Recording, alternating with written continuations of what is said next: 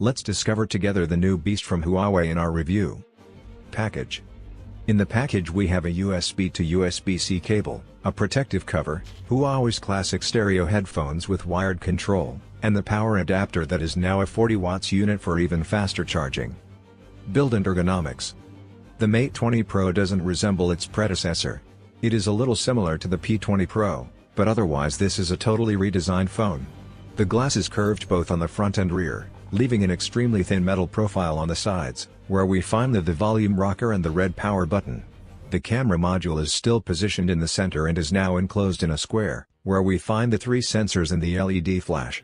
Compared to the Mate 10 Pro, the thickness is significantly reduced, and it now lays flat on a plain surface. In hand, the smartphone gives a remarkable feeling of quality, as a true premium product should. In addition, it has an IP68 certification. Hardware. Huawei has updated the hardware for this Mate 20 Pro. The processor is the new 2.6 GHz octa-core high-silicon Kirin 980 with a 7nm production process. It also features a Mali G76 GPU and a dual AI NPU. The RAM stops at 6 GB, and the internal memory measures 128 GB. The memory is also expandable, although via a new proprietary nano SD card. Connectivity is excellent. It has dual SIM support, LTE up to 1400 megabits per second, Wi-Fi AC, Bluetooth 5.0 and NFC. Too bad for the notification LED that is a little bit small, and for a couple of shortcomings, such as the FM radio and the audio jack. The support for the new USB-C 3.1 standard for video output is also excellent, and the same goes for the dual-band GPS upgrade. There is also an infrared port. As for ways to unlock your phone, we have the fingerprint reader placed under the display, and the great 3D face unlock. The latter is so fast that we often find ourselves trying to use the fingerprint reader without realizing that the phone is actually already unlocked. The stereo sound is decent, but the user can easily cover the bottom speaker with the hand. Cameras. 2 of the cameras are the same as the ones on the P20 Pro. The first is a 40 megapixel with an f-stop of 1.8, and the second is an optically stabilized 3x zoom 8 megapixel with an f-stop of 2.4. The third is a new 20 megapixel wide-angle f-stop 2.21. Artificial intelligence is disabled by default, but when activated it seemed less aggressive than in the past. There is a bit of a mess with the resolutions.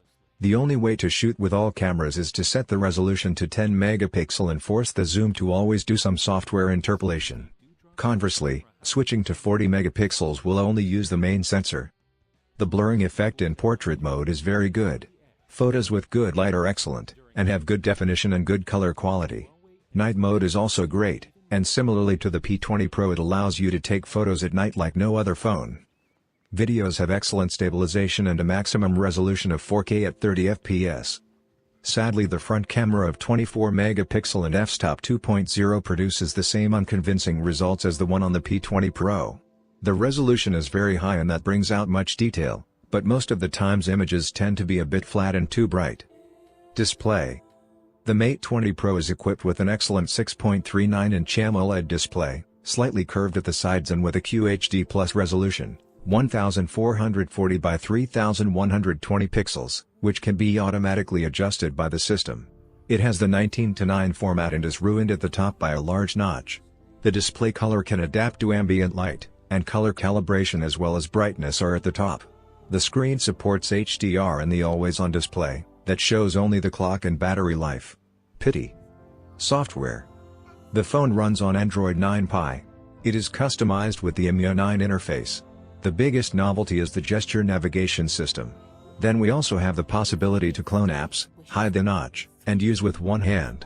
The new digital management feature informs us on how we use the smartphone, and can help us use it less. The desktop mode that lets us use it as a PC has been expanded to wireless mode, which works through Miracast with hit and miss performance. The system is very fast and responsive, although not totally free from micro slowdowns. The problem with this MIUI 9 is definitely the limited aesthetic appeal, and some software features similar to those of low-end smartphones. Autonomy. The Huawei Mate 20 Pro has a 4200 mAh battery, support for fast charging, and even wireless charging. This guarantees a truly excellent autonomy, that even with intense use will always last a full day, with enough battery life to even charge a friend's phone, thanks to reverse wireless charging, That seems to work great with iPhones and Pixel phones but not with Samsung smartphones. Final verdict.